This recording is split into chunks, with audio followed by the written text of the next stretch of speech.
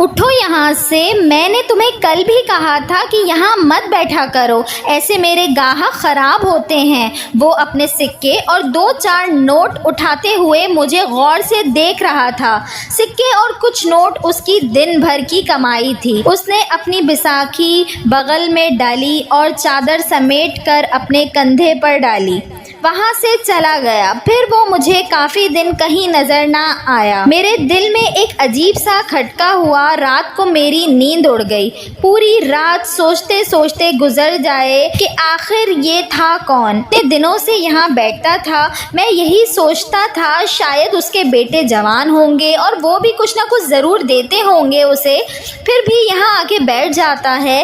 بہت مرتبہ میں اسے وہاں سے اٹھا چکا تھا لیکن وہ پھر آ کے بیٹھ جاتا تھا، لیکن اس مرتبہ نہ جانے وہ کہاں چلا گیا۔ صبح ہوئی تو میں اٹھا، وضو کیا، مصلی پر کھڑا ہوا تو میرے دل نے مجھے وہاں سے دھکا دے کر پیچھے ہٹا دیا۔ کس منہ سے یہاں آیا ہے؟ کون ہے تو؟ وہی جس نے ایک نادار کا دل چیرا ہے؟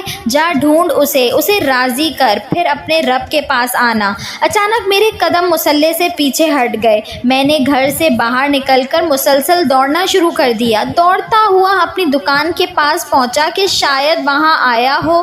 دور دور تک کوئی نظر نہیں آیا۔ کافی اندھیرا تھا ابھی۔ مجھ پر ایک عجیب سی رقت طاری ہو گئی، گھر جانے کا دل نہ کرے۔ انہی سوچوں میں گم تھا کہ وہ کون تھا، کہاں ہوگا آخر۔ روڈ کی دوسری جانب میں نے چلنا شروع کر دیا۔ تھوڑی دور گیا، پل کے نیچے سے کسی بزرگ کے کھانسنے کی آواز سنائی دی۔ میں سمجھ گیا شاید وہی ہوگا۔ دوڑتا ہوا پل کے نیچے گیا تو کچھ کارٹن گتے پھاڑ کر نیچے ڈال وہی شخص اپنے پھٹے پرانے جوتے کے تکیے پر لیٹا مسلسل کروٹیں بدل رہا تھا۔ میں اس کے پاس چلا گیا۔ میں نے بھرائے ہوئے لہجے میں حال پوچھا، کیسے ہو؟ اس کی نظر مجھ پر پڑی تو وہ خفا سا ہو گیا۔ صاحب، میں کبھی آپ کی دکان کے سامنے نہیں بیٹھوں گا، یہ میرا وعدہ ہے آپ سے۔ وہ سرخ آنکھوں سے مجھے دیکھ رہا تھا اور اس کے آنسو اس کی داڑھی کو تر کرتے ہوئے اس کی جھولی میں گرنے لگے۔ میں نے اس سے پوچھا، کون ہو تم؟ صاحب، میں بھی آپ کی طرح کا ایک انسان ہوں، فرق صرف اتنا ہے کہ آپ کا وقت اچھا ہے اور میرا برا ہے۔ پر صاحب، ایک بات بتاؤں؟ میں نے کہا، جی بتاؤ۔ میں تعجب میں اس کی بات سننے لگا۔ وہ اپنے کف سے آنسو پوچھتے ہوئے بولا کہ میرے رب کا بہت بڑا شکر ہے کہ میں آپ کی طرح امیر نہیں ہوں۔ میرا سر جھک گیا۔ کہنے لگا، کبھی میں بھی خوشحال ہوا کرتا تھا، میں بڑا امیر آدمی ہوا کرتا تھا۔ ایک دن میں اپنے آفس سے گھر جا رہا تھا، راستے میں اشارہ بند ہو گیا۔ اچانک سے میری گاڑی کے شیشے سے ایک ہاتھ نمودار ہوا۔ صاحب، میرے بچے 2 دن سے بھوکے ہیں، کسی عورت کی آواز تھی۔ میں نے توجہ نہ دی اور اشارہ کھلنے کا انتظار کرنے لگا۔ بار بار وہ میری گاڑی کے شیشے پر ہاتھ مار رہی تھی۔ مجھے غصہ آ گیا، میں نے اسے دھتکار دیا۔ وہ خفا ہو کے وہاں سے چلی گئی۔ اشارہ کھل گیا، میں نے گاڑی نکالی اور اپنے گھر کو جانے والی روڈ پر چڑھ گیا۔ میں اپنی مستی میں گم تھا۔ تقریباً رات 9 بجے کا وقت تھا۔ اچانک میری گاڑی کے سامنے ایک سیاہ رنگ کا خوفناک شیر آ کے کھڑا ہو گیا، جسے دیکھ کر میں ایک دم اپنے حواس کھو بیٹھا۔ گاڑی کی سمجھ نہیں آئی کدھر جا رہی ہے، میرے حواس کام کرنا چھوڑ چکے تھے۔ جب ہوش آیا میں DHQ میں تھا۔ میری ایک ٹانگ کٹ چکی تھی۔ میرے پاس کھڑی میری 6 سالہ بیٹی اور 9 سال کا بیٹا دونوں رو رہے تھے۔ میری بیوی میرے سرانے کھڑی میرے ہوش میں آنے کی منتظر تھی۔ میں یہ سب دیکھ کر ایک دم سوچ میں ڈوب گیا کہ وہ عورت کون تھی۔